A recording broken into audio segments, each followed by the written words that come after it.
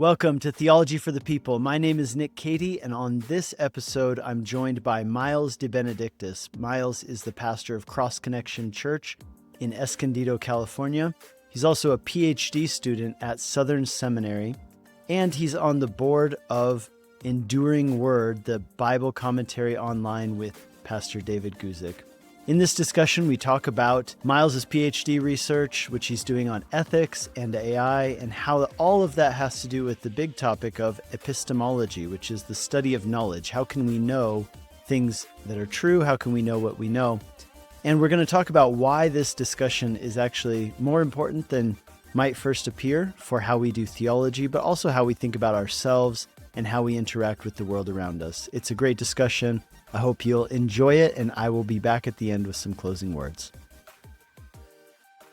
Well, Miles, thanks for being a guest on Theology for the People. Happy to be here. Thanks for having me. So, Miles, maybe for our listeners, tell us a little bit about yourself. What's your background in ministry? What's your role currently? And how did you become interested in theology and philosophy?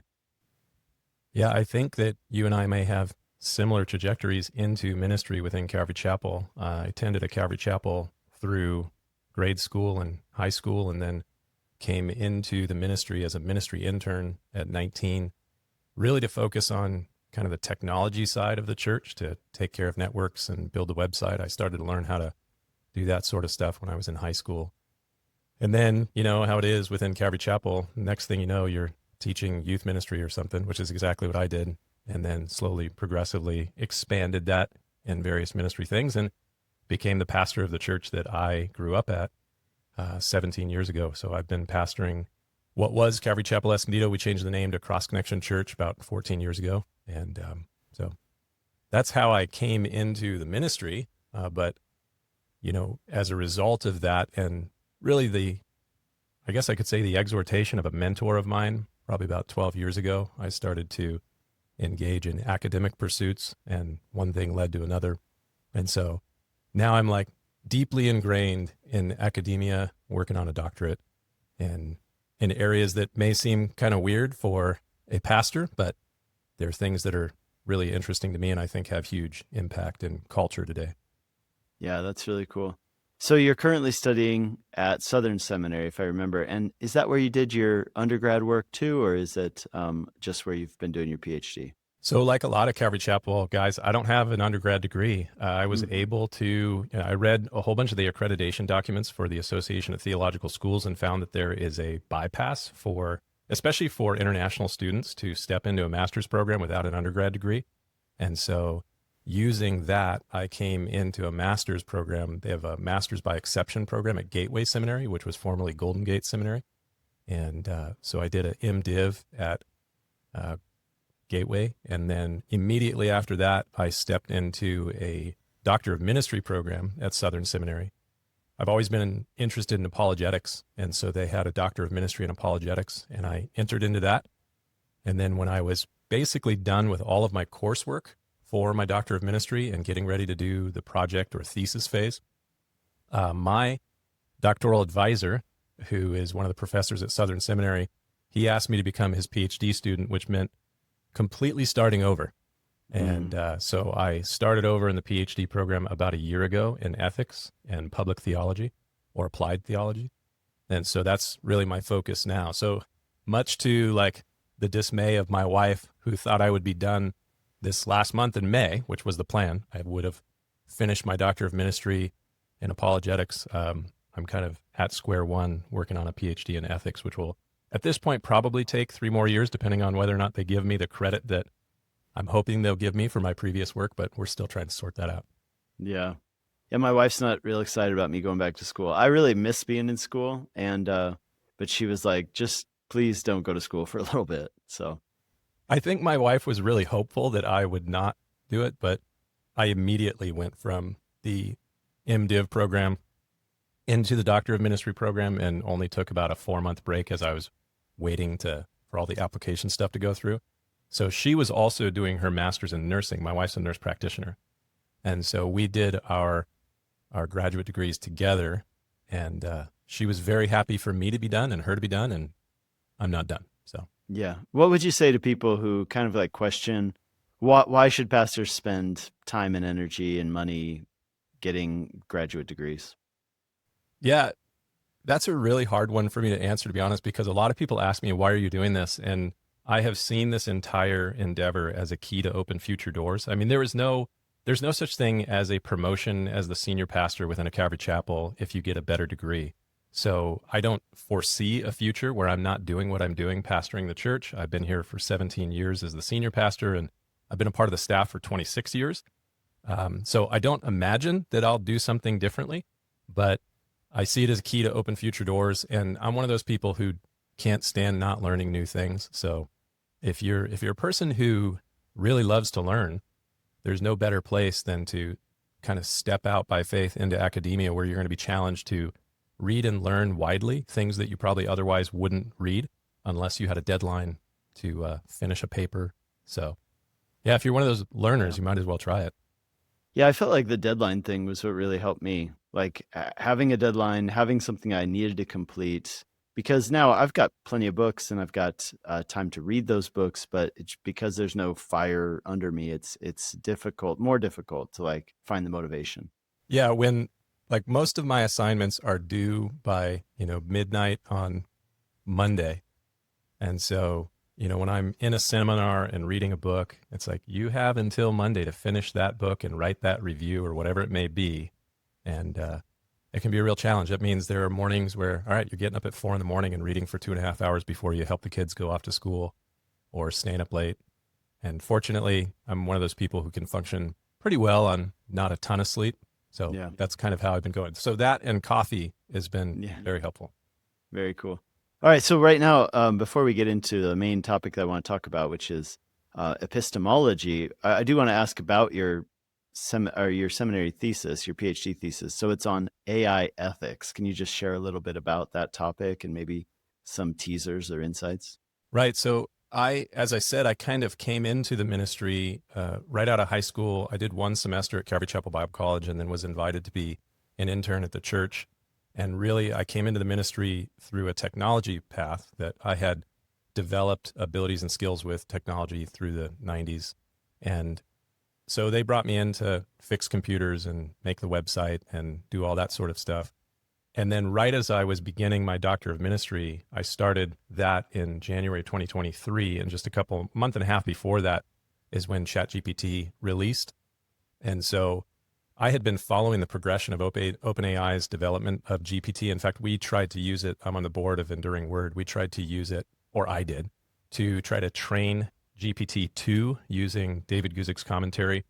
And there were some challenges with that. So I kind of put it on the shelf, and then ChatGPT came out, and it was like, well, this is a revolutionary tool.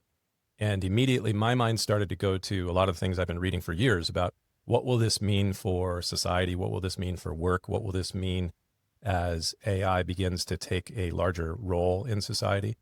And then that started to move me into the direction of, okay, how do we deal with that from a Christian perspective? And what sort of way is theology and Christianity informing the development of ethics for artificial intelligence? So how do you govern artificial intelligence agents? And that's really the focus of my PhD work, which is very strange maybe for a pastor. It's especially strange within a theological institution like Southern Seminary. Most people are going to be studying something from, historic theology or all those kind of things. So I'm focusing on something that is very much outward facing. And fortunately, my advisor, in the area of public theology or applied theology, it really is the area of how do you use theology to affect the way that society is moving forward. So in the area of ethics, which is really just applied theology. So this fits really perfectly with that whole discussion. And so my focus of my PhD work and research is in the area of not the ethics of us using AI, but that's an important discussion. I have a lot of thoughts about that, but really, how do we govern artificial intelligence with a natural law or a moral law from the scriptures informed by the Bible? Because I think that's going to be really important as we move forward, especially over the next several decades. Yeah, fascinating. Okay, so today I wanted to talk to you about epistemology. So for listeners who may not be familiar with the term, how would you define epistemology just in simple phrasing?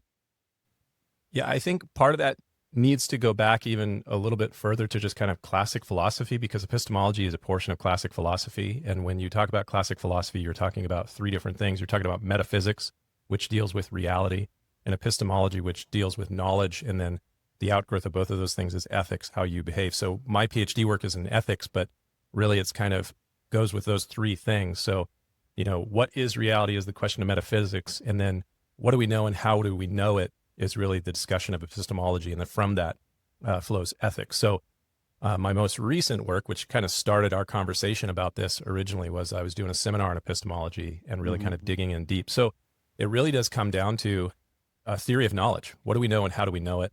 And what are the things that we believe, and are those justified true beliefs? And how do we establish that, which is core to anything that anytime we make an assertion or a claim, we need to try to justify why we have that belief and make sure that it fits with reality. So that's really where epistemology is grounded. Mm-hmm. Yeah, in our modern era, I mean, can you think of any, like, for anybody who says that sounds super abstract, doesn't sound real practical, are there any examples you can think of like how this plays out in the nitty-gritty reality of life in 2025? Sure. The most simple part of that is if you're a Christian and you say, I believe in Jesus and I believe that he rose from the dead, it's like, can you justify that belief? And why? How do you know that? And where did you ground that in? You're grounding that in certain authority of, books of the Bible that have taught that, or historical accounts of that. And so all of that knowledge that you are really governing a lot of your life by, I mean, that belief is going to radically transform the way that you live. And so you have this strong conviction about that belief, and how do you defend that belief? And obviously, you and I, just as pastors of churches, we regularly interact with people who are coming to the church as unbelievers, and they are trying to determine if these things that we're bidding them to follow and believe are worth their commitment. And so really it comes down to those very basic sort of things. Okay, yeah. All right, so why do you think, beyond what you've just said, I mean, is there anything more you'd say about why epistemology is a foundational discipline for philosophy, for theology? What's at stake, I guess, is what I'm asking. Well, what's at stake? Obviously there's a lot of different ways that people would answer that, but we living here in the Western world in 2025, we live post-Enlightenment, which really began with the work of someone like Rene Descartes and his epistemology, the basic statement that a lot of people have heard and they may not know where it came from. I think, therefore I am. And so that's Rene Descartes' cogito. And so it's really trying to ground, identity and truth. And that's the entire Enlightenment endeavor that has been so important to Western culture and civilization. And everybody has ideas about identity. Everybody has ideas about truth. We see those very subjectified, if you will, in a postmodern culture that we live in. So you'll hear people talk about trying to develop or form their identity, or they're having an identity crisis, or they're trying to figure out their sexual identity, all these different things. Or people will make statements about what is their truth and what is your truth. And all of that is going to go right back to those issues of epistemology. What is your identity, and what's the basis of truth, or really those essential questions that every person wrestles with, whether they realize they are reaching back to people like Descartes or Immanuel Kant. They're still thinking about those ideas, and the way that they formulate them, like it or not, because we live in that culture that is formed by that Enlightenment thinking, and prior to that by Christian theology, that's going to affect the way that they see those things. That's the lens that they look through, whether they realize it or not. Mm-hmm. And so how would an understanding of epistemology shape the way we read and interpret the Bible? Well, again, it's the issue of knowledge. Here we have this revealed knowledge, and we, as Christian pastors, we highly value, 2 Timothy chapter 3, all scripture is given by inspiration of God, and it is, profitable for doctrine, for reproof, for correction, for instruction in righteousness, so that the man or woman of God would be thoroughly equipped for every good work. So we believe in revelation. We believe that an outside intelligence has given us information about his nature and the nature of reality and the nature of man. And all of that is really coming down to our epistemology. How do we know? And for a Christian, we believe that part of how we know is through special revelation, which, living in a purely materialist culture, that's something that people have a real hard time with. They want to wrestle with where that knowledge came from. But that's one of the challenging issues that Christians face. But the materialist doesn't have much of a better answer for how we know either. So, we may have an answer that seems magical to them, but we believe in revelation, and we think that informs what we know about reality, what we know about ourselves, what we know about God, and how we are to live. Mm-hmm. How about how does it play into how Christians perhaps engage with questions about doubt or deconstruction or cultural skepticism about truth? Yeah, well, I live in Southern California, and you're in Northern Colorado, that's right? Yeah. Yeah, so we live in pretty progressive blue states for the most part. I think that yours is blue state. Absolutely. Yeah. I'm pretty surrounded by a lot of skeptics. There's a lot of Christians here too. California is a huge state with a lot of people. But, I encounter doubters quite a bit. I have conversation with people who are doubting, and I have no problem with that. I think that people should really wrestle with their doubts. I really like the concept and the idea that Israel means wrestling with God. And we definitely find ourselves wrestling with those things. And as we work through that, we're trying to see if the things that we believe are justified, if they are rooted in truth. And so I have no major issue with that. My concern about kind of skeptical deconstruction, which has become kind of the watchword of our time, if you will, is that I'm fine if you're going to kind of peel back the layers of your faith and try and figure out if you really believe those things and if those things are worthy of your faith.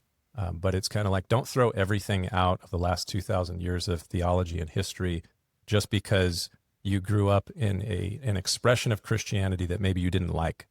Mm-hmm. And so, or maybe that you couldn't answer deep questions for. It's like, well, why don't you go and consider whether or not there are valid and good answers to those things, and really establish whether or not it's worth your commitment of faith and trust.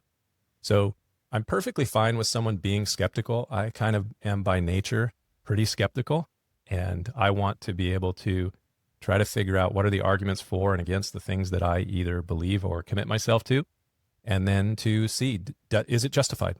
So I would just say, don't deconstruct something just to toss it out or to destroy it, but pull it back to see, is the framework that's there, are there good sticks, if you will? Like if you're remodeling a house, it's like you kind of start to peel things back and realize, yeah, there's some electrical that needs to be changed and maybe some plumbing that needs to be fixed, but the structure is good.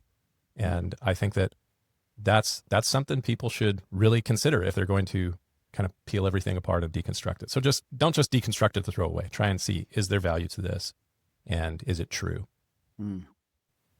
Yeah. So I did my undergrad degree in the UK. And so in the UK, in liberal arts things, meaning like philosophy, theology, things like that, you do a dissertation for your undergrad as well. So I did an undergrad dissertation, and then I did a postgrad dissertation for my master's, and I did both of them kind of on the topic of epistemology in a way, right? So both of them were related to it. So I'll tell you, the first one I did for my bachelor's, it was more of a missiological epistemology, and I went back to look at the historic debate, which you're probably familiar with, between Justin Martyr, if I'm remembering correctly, and Tertullian. Yes, it was that's who it was. Okay, Justin Martyr and Tertullian.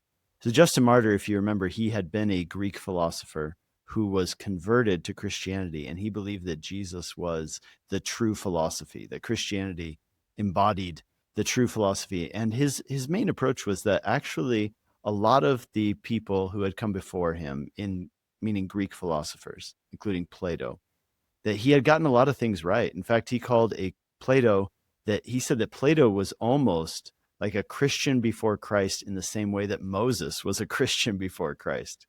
And in the sense of the difference between the two, though, was that Moses had special revelation, whereas he said that Plato had only natural revelation. And he said that God has given us this divine spark inside of all of us, and he has revealed things to us and given us the ability to know and discern truth when we see it in nature.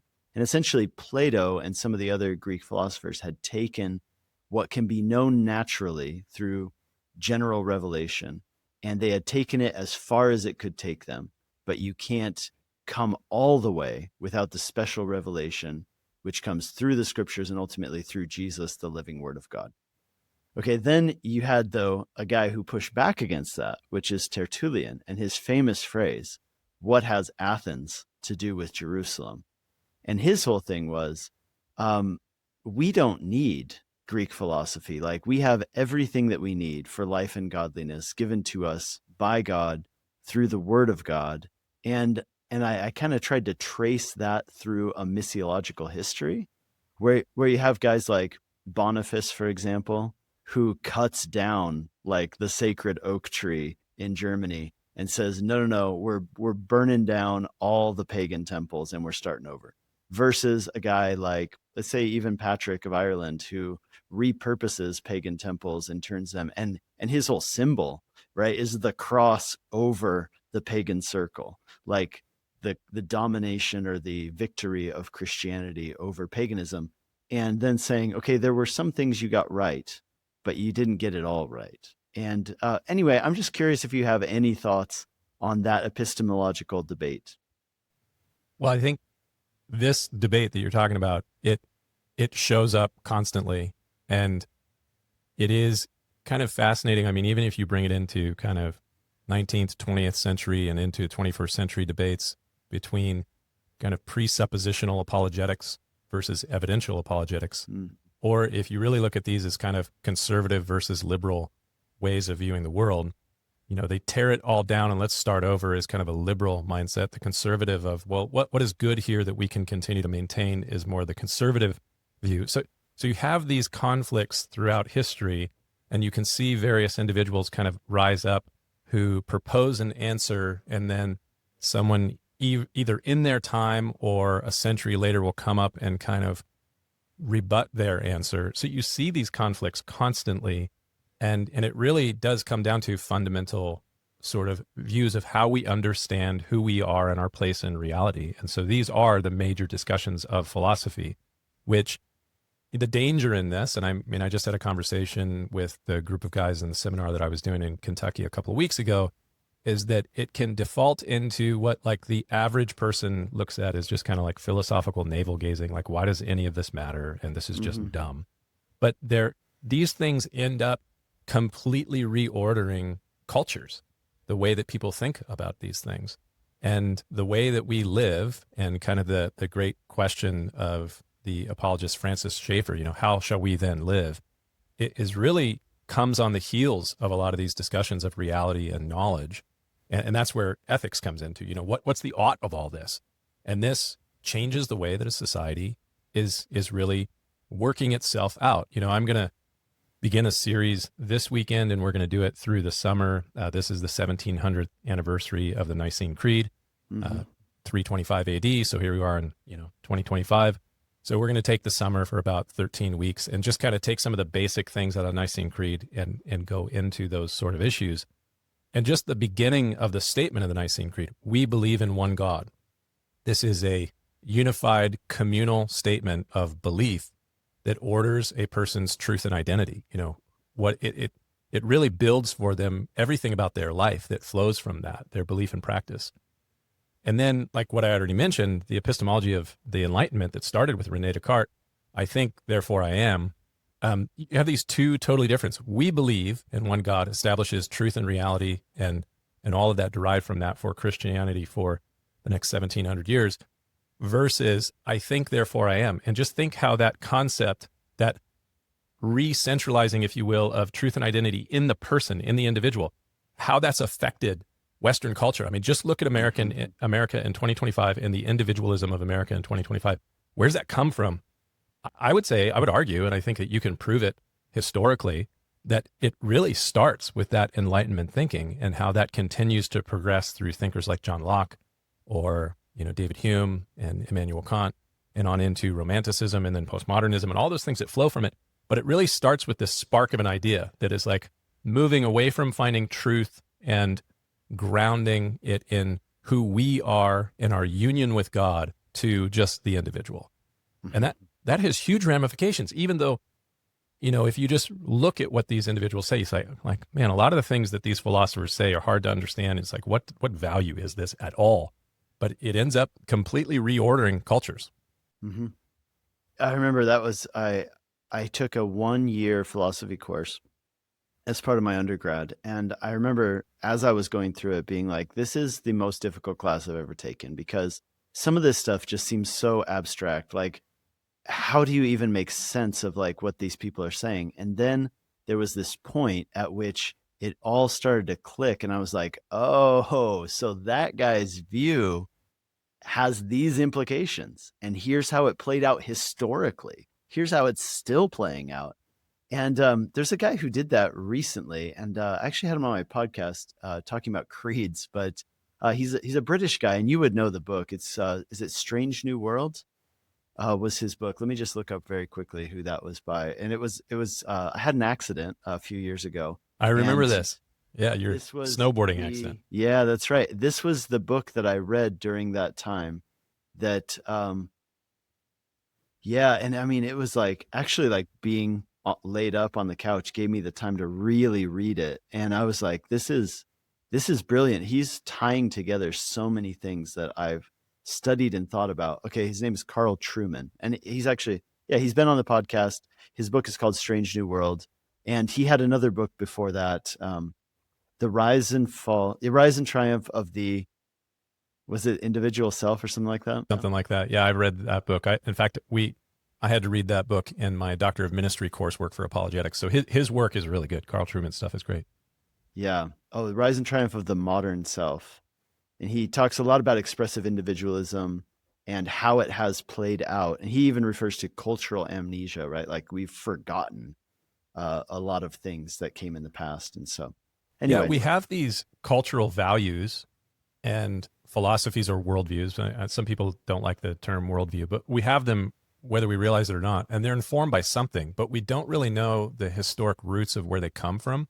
But a lot of the stuff that is, American worldview that even hugely affects American Christianity, Protestant Christianity in 2025, really does come out of the seeds of ideas of these individuals that have to do with who we are and where we are in reality and what is real.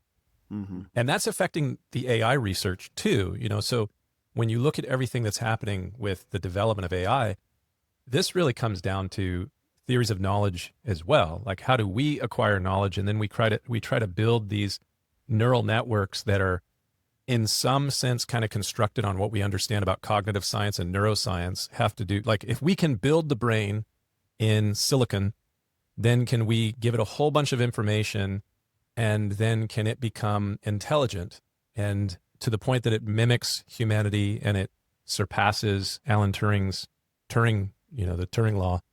And so all of that really comes back to a lot of these theories. Where does knowledge come from? And can we just give them a whole bunch of knowledge and eventually will they become conscious? Like we are conscious. I don't believe that artificial consciousness is possible, but all of this stuff is really coming into these discussions, and it is going to radically transform the society that we live in as a result. Yeah. And I mean, it has to affect us as human beings too, interacting with machines as if they're humans, that has to have some sort of impact on us. I mean, like everything, right? It's not just that we're doing things, but it changes us. And I just am not sure yet how it will all play out, but I've had thoughts about this. Like, okay, how does I've had these conversations with my kids, like, should you be polite to the AI chatbot? Like when you're talking to it, should you use manners or is it okay to be mean? I jokingly tell people that you should be polite to it because when it takes over, you want it to know that you're friendly. Exactly. Yeah. Or, there's even been lots of speculation about where this might go. And like the more human seeming these things become, like what does that do for us if we mistreat them? Does that change the way that we will then treat people? I don't know. There's a lot that goes into all of this. A lot of this is definitely unexplored territory that a lot of futurists and people have been theorizing for a long time, and now we're engaged in the experiment. And a lot of the answers to those questions are going to be seen over the next 10, 15 years. Like Jonathan Haidt's work as it relates to social media and how that has affected us. I mean, I don't think we really realize, smartphones, every single one of us have them. I got one of the very first ones when it first came out, when the first iPhone came out in 2007. I was one of those early adopters, as I have been with a lot of different technology. But we don't really know, almost 20 years later, how that has affected each of us, but it has drastically affected us. And we experience it in really funny ways. Like even when you don't have your phone in your pocket, you probably feel the phantom buzz of your phone going off and you feel the inclination to check it. Like that is a totally strange effect of having this device. And there are many, many layers of the strange effects to those sort of things. And that's going to be true with interacting with machines as if they are humans. Like the mimicry of human thought and reason is pretty remarkable in what we currently have. And I tell people frequently, this is the worst AI that we have and will have. Like it's only going to get better from here. And so recognize that it's going to be dramatically good. Yeah. Yeah. I mean, of course, just like anything, I'm sure it has the power to be used for good, and it has power to be used in, wasteful ways and even in very negative ways as well. And so we're going to see all of that play out, I'm sure. Well, every tool, and you can, study history going as far back as we have recorded history. And the challenge is we can see very clearly what new tools normally do. New tools throughout history, they aggregate power and wealth to the people who have those tools. Go back to the Assyrian wheel and the chariot, and you're going to see that and just kind of move forward every stage. And so this is a significant tool. It is probably the greatest tool that humans have ever made. And it is going to cause a new revolution as a result of that. And we don't really know where that's going to take us. But, just last month, or actually 2 months ago in April, a group of AI researchers who left their work in AI research, they put out this fictional account called AI 2027. You can find it online. And it's a, 100+ page document that's like a fictional account of what's going to happen over the next 5 years. And it's a pretty doomsday scenario of what's going to be the result of the AI technology. I'm not sure that I fully agree with all the conclusions that they come to, but they do paint a pretty bleak picture about what we can look forward to. Now, you and I have a certain view of the world that has to do with the future, having to do with eschatology. So when I read these things, I go, well, I'm not convinced that that's going to be the reality because I have a different map that I'm going on. Even still, if you listen to the best kind of predictions or prognostications of people in the industry, that's going to have a dramatic effect on people. We have seen a meaning crisis in the West for a while. I think that's only going to increase. And how we address those things and how we move forward faithfully and with wisdom is going to be really important for pastors as we go forward.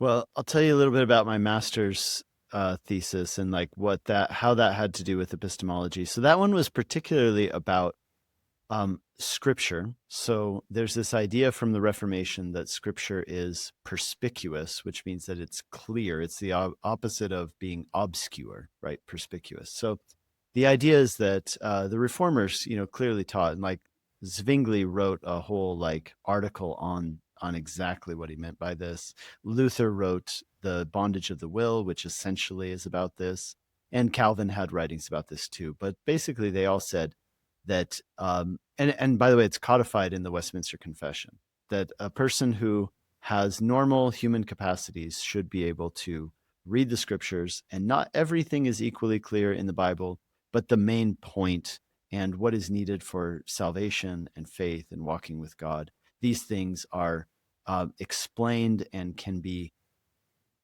deduced and understood by a person who has, average or normal human capacity. Yeah. And so my question that I wanted to research was that view novel to the Reformers, or can that be seen throughout history prior to that in Christian thinking, particularly in the patristic period, the church fathers? And I ended up getting into that and having my mentor, Dr. Tony Lane. I don't know if you've ever heard of him. He was a pretty well-known Christian historical theology guy. He's getting a little older now, but yeah, he wrote a lot of books in the 90s and 2000s. So Tony was like, this is enough for for a doctoral dissertation, you're going to need to kind of narrow it down a little bit. What I originally wanted to do was look at kind of a general swath of the church fathers and see what they said. But I ended up just focusing on Augustine. And Augustine spoke about it really clearly in his book called On Christian Doctrine, which ironically isn't actually about Christian doctrine. It's about how to read the Bible and interpret it. And so, so anyway, all that to say that was a topic related to epistemology. Like, how do human beings know and discern? Like, what capacities do we have as human beings to know and discern the truth? Has that been given to us by God? Kind of going all the way back to the conversation with Justin Martyr. And, versus the idea that some sort of governing body is needed to essentially interpret that for people and tell them what it is, because they don't have the capacity to do it on their own. So any thoughts on that?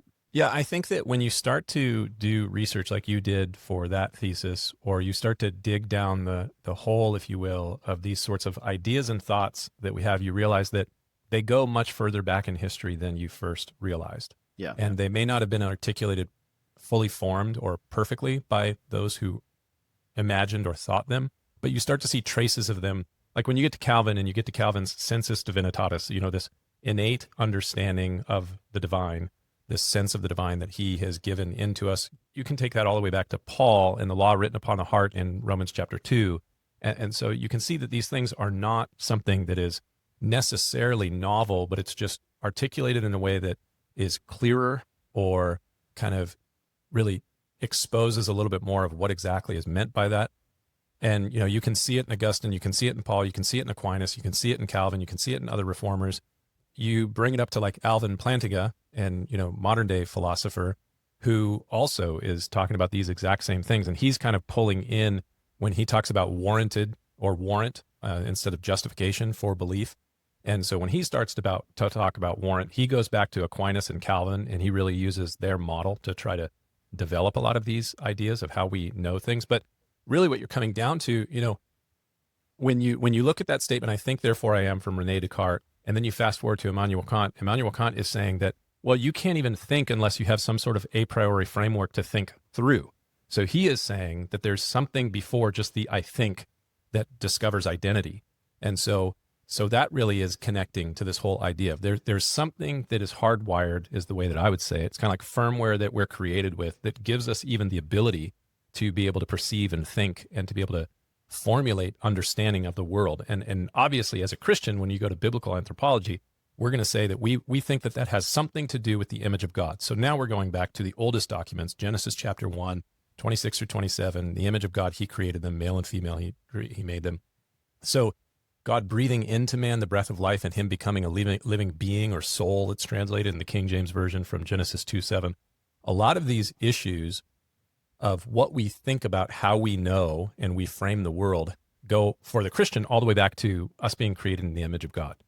And this is where my PhD research comes in on issues of consciousness. So, kind of one of my grounding theses, if you will, is that artificial consciousness is not possible. And I think it's not possible because I think it is something that is created by God, and our formation in the image of God. So our ability to know not just ourselves and this world, but ultimately to know God, because I believe we were created to know him and live in relationship with him, which is core to our church mission here at Cross Connection Church, living life in connection with God and then one another and the world through Jesus. That whole living life in connection with God, which Christians have really been talking about from the beginning. I mean, the Orthodox Christians will talk about theosis and really becoming unified with God, and Catholics will talk about the beatific vision, and Protestant Christians will talk about glorification, and all of that stuff. If you did the Venn diagram, they all have some significant crossover, and it comes down to this issue of our awareness of the world, ourselves, and God, and being able to know him and be known. All of that goes back to these things that you're talking about, and it's not really new. It's just different articulations of many of the same sorts of things. Yeah, that's fascinating. What do you think are some dominant epistemologies in our culture today, and how do you think they affect the way that people think about God and faith and truth? Well, I think that most everybody seats their understanding of identity and truth through really their own personal view. So unfortunately, a lot of people slide into kind of a solipsism, a practical solipsism, where they really view everything through the lens of their own identity, who they are, and they are the central player, if you will, of this script. That's a lot of what Carl Trueman is talking about in his Rise and Triumph of the Modern Self. So I think a lot of people's epistemology is very individualized. That's very Western American culture in 2025. And so as a result of that, that's why you will have those conversations with people where they'll say, well, you know, I'm glad you have that truth. I'm glad it works for you, but I have a different truth. My truth is this. And as a result, that informed their view of themselves and identity. And they kind of fashion their own identity based on their understanding of truth. So everything is kind of individualized and personalized as it relates to the like American Western anthropology of 2025. And there's a radical reformation of that, if you will, when you become a Christian, because you find a new identity in Christ and you begin to realize that, no, actually, you were created by God for a purpose. And this goes into the whole issue of teleology. And that we have a telos, a purpose for which we were made. And God wants us to walk in that purpose. I love Paul's words in Philippians 3, where he says that I may lay hold of that for which Christ Jesus has laid hold of me. So Christ has saved us. He's created us and saved us for a purpose. And I want to lay hold of, I want to embrace that purpose and live accordingly. And my contention as a Christian pastor is that when you do that, you will find the greatest joy, the greatest peace, all the fruits of the Spirit will begin to grow in your life as you begin to lay hold of that. And so there is a pretty radical reformation of a person's thinking and life that has to happen when they become a Christian out of kind of the Western American worldview in this time. And it all comes back to these core philosophical things that people may not really know that they're reaching back to, but they are, whether they realize it or not. Mm-hmm. Well, how do you have a conversation then with somebody who says something like that, right? I'm glad that works for you. I'm glad that gives you peace, but I have my own truth. A lot of times I kind of default back to the Socratic questioning of just asking a lot of questions that are going to maybe lead them to discover truth.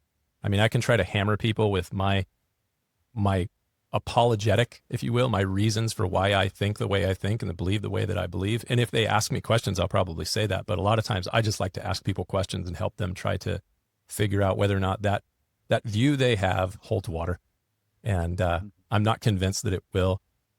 I think that all truth, like true truth, is ultimately found in God. And if people genuinely are seeking for truth, it's going to lead them in that direction. A lot of people fight against it because as they start to discover those things, it's like, well, I don't want to believe in these things. And well, this is where the truth leads, I think. Mm-hmm. How do you think that pastors and church leaders can help congregations to think more clearly about what truth is and how we know it? In a world where there are competing claims. Well, I mean, the true line that I go back to all the time is that passage I already mentioned in 2 Timothy chapter 3. So you have to work out first and foremost whether you actually believe that that is true. All Scripture is given by inspiration of God. And then, for us coming from a Calvary Chapel background where, we were raised on Genesis to Revelation and going through the whole of the Bible, I'm really grateful for the biblical theology I received as a child within a Calvary Chapel context. I mean, there's all kinds of things people could say against various things within Calvary Chapel, but one of the things that I hear, even as I step outside of the tribe, I've been doing all of my academic work within the Southern Baptist world, and they have a lot of great things to say about Calvary Chapels, even if they don't agree with their soteriology or other things that we hold to, eschatology, whatever it may be. One of the things that I hear frequently is, I meet Calvary Chapel people who they don't have any sort of academic background, but they know the Bible. Even things like Zephaniah and Obadiah are not the names that people generally know or the story about those individuals, but a lot of Calvary Chapel people do. So really beginning with the Bible as the core source of truth that establishes the framework through which we understand reality and ourselves in it is really important. And if a pastor wants to lead his congregation well, I think he's got to start with his own conviction about that, and then beginning to share that in a way that is answering the questions that people are actually asking is what I've endeavored to do, especially for about the last 10 years.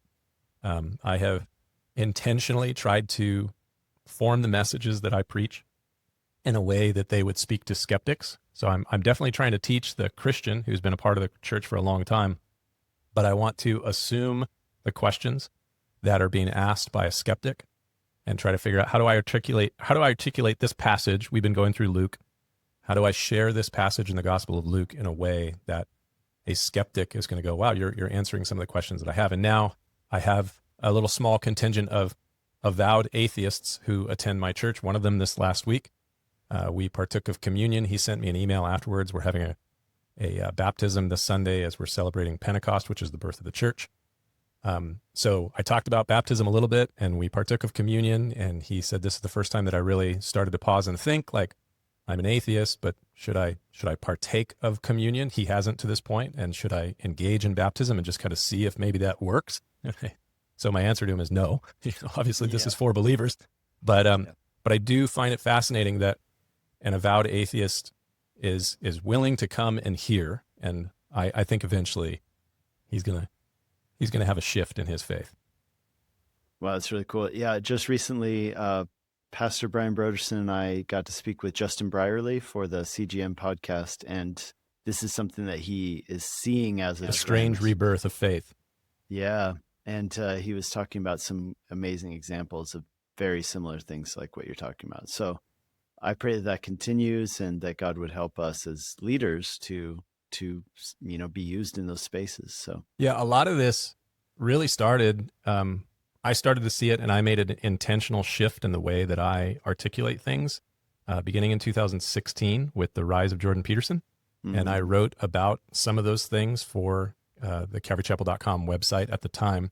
And as a result of, seeing that shift where you have an intellectual academic who's talking about the Bible, even if I don't agree with a lot of the things that he says or in his interpretations about it, he is at least giving skeptics permission to think about the scriptures in a way that they would not have otherwise done.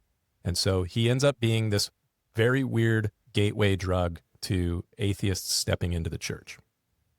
I lead our young adults ministry here at the church, and one of our young adults came in and said, I was listening to and watching a lot of Jordan Peterson, and it led me to reading the Bible, and now I just went online and searched churches near me and came to our young adults group. So I serve as a chaplain with our local fire department. I have for about 16 years, and when I first started, I was in my late 20s, and a lot of the guys who were kind of just starting out their career, now they're engineers and captains and starting to move upwards.